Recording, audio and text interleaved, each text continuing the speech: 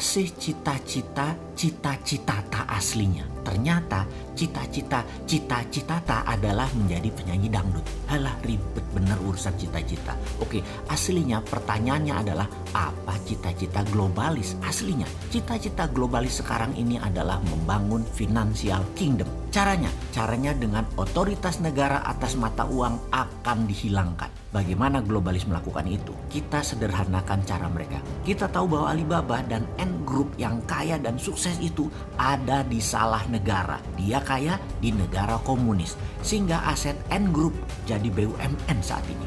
Manyun deh tuh pebisnis filsuf yang namanya Jack Ma.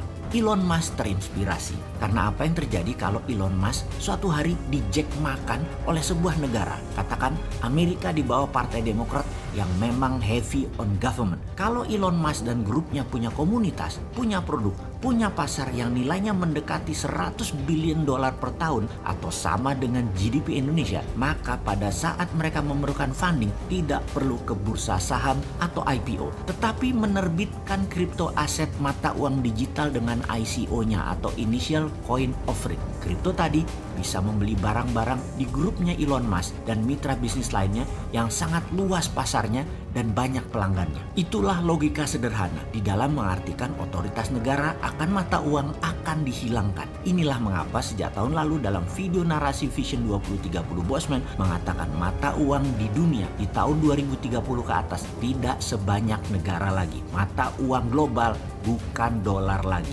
Underlyingnya bukan emas lagi, bukan hutang, tetapi algoritma pasar konsumen dan produksi mereka. Ini jauh lebih powerful ke depannya karena dunia menjadi digital. Aset digital jauh lebih bernilai dari aset fisik. Kuno fisik itu ke depannya. Kita sebagai manusia berdaulat, patriotis, nasionalis yang anti globalis dan anti penjajahan asing harus punya solusinya untuk mengcounter gerakan globalis karena mereka akan dengan cepat melahap seluruh dunia yang awalnya mereka menggunakan COVID sebagai biological warfare tool. Solusinya bagaimana buat Indonesia? Negara akan punya dua sistem keuangan saat ini sudah benar. Satu mata uang fiat fisik yang saat ini beredar kurang lebih 6.000 triliun rupiah. Yang satu lagi adalah e-rupiah, digital rupiah. Digital rupiah basisnya adalah create money atau cetak uang berbasis pinjaman. Pertama, minusnya APBN pemerintah, mintakan BI berhutang ke negara. Jangan terbalik, pemerintah ngutang ke BI. Ngutangnya ke negara melalui BI.